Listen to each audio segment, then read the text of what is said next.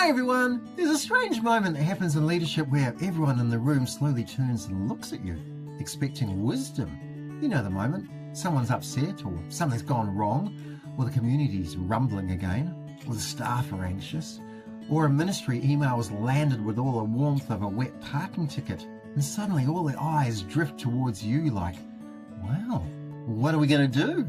Meanwhile, internally, your brain's carrying on like a Kia left alone with a backpack and others pass. You know, I remember one particular afternoon standing in a staff room during an absolutely feral week. A kid had launched a Chromebook across the room, a parent was demanding an urgent meeting, half the staff looked exhausted, someone had accidentally replied all to an email that, well, absolutely shouldn't have been replied all to, and right in the middle of all this, a genuinely lovely teacher said to me, "So what's the long-term plan here?" Long-term? Whoa! I was emotionally trying to survive until lunchtime. But that's leadership now, not certainty, navigation. And I actually think one of the biggest misconceptions about leadership is this idea that good leaders always know the answer. I don't think that's true anymore. Honestly, I'm not even sure it was ever true. I think the best leaders are often just the people who can stay reasonably calm while everyone else is emotionally setting fire to the curtains. Schools especially have become incredibly complex places.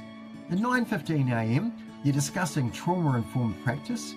At 9:40 a.m, someone's asking about next year's staffing structure like you secretly own a crystal ball hidden in the stationery cupboard.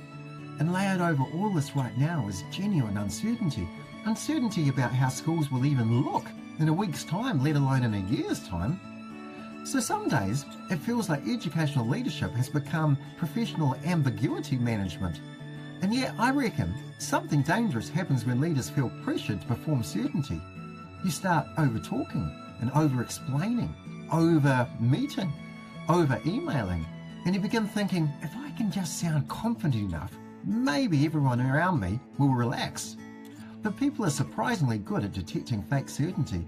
Kids can smell it, staff can smell it, communities can smell it. You know, it's a bit like when someone at a barbecue pretends they know how to cook the sausages and suddenly everything's burnt on one side and still pink in the middle. What people actually want from leadership isn't perfection, it's steadiness. And that's a huge difference. Research around psychological safety, particularly the work of Amy Edmondson, keeps showing that teams function better when leaders are honest about uncertainty while still remaining calm and purposeful. That combination matters. Not panic, not bluffing, not spiraling, just, right, yeah, okay, this is messy, let's work through it carefully.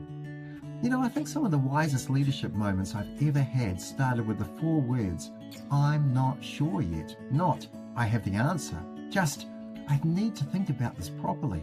That takes confidence too, you know. Actually, maybe more confidence. Because you see, rush to leadership often looks decisive while creating absolute carnage underneath.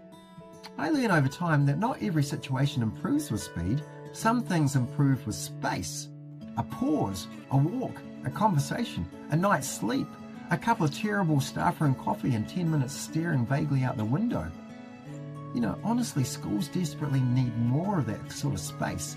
Not every email needs full sirens and flashing lights. Not every issue is catastrophic. Not every complaint requires 3 emergency meetings and a strategic framework document. Sometimes leadership is simply slowing the emotional temperature down. And maybe this is the real shift happening in modern leadership. Maybe leadership isn't about being the smartest person in the room anymore. Maybe it's about being the steadiest nervous system in the room. And that steady nervous system is the one that slows things down, is curious about what's going on, and works alongside others to get the job done. That changes things. Because staff borrow emotional cues from leaders all day long. If you panic, panic spreads. If you catastrophize, anxiety spreads. But calm spreads too, you know. Perspective spreads as well. Hope spreads even better. And look, none of this means pretending things are easy. Some days leadership is genuinely hard. Some days you drive home wondering whether anything you did actually helped at all.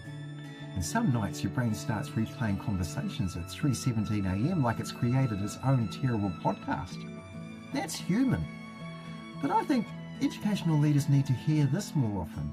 You do not need to have every answer immediately in order to be trustworthy. And you don't need to perform certainty every minute of the day. And you definitely don't need to carry the entire emotional weather system of the school on your shoulders. Sometimes the strongest thing a leader can say is, I don't know yet, but we'll work through it together. And strangely, when leaders become more human, people often trust them more, not less. Now, if you've enjoyed this video, then you'll undoubtedly enjoy reading my latest book, 54 Quotes and Provocations. It's stacked full of great leadership quotes and ideas to help free up your thinking time so that you can enjoy your job a lot more. Go and get your copy now.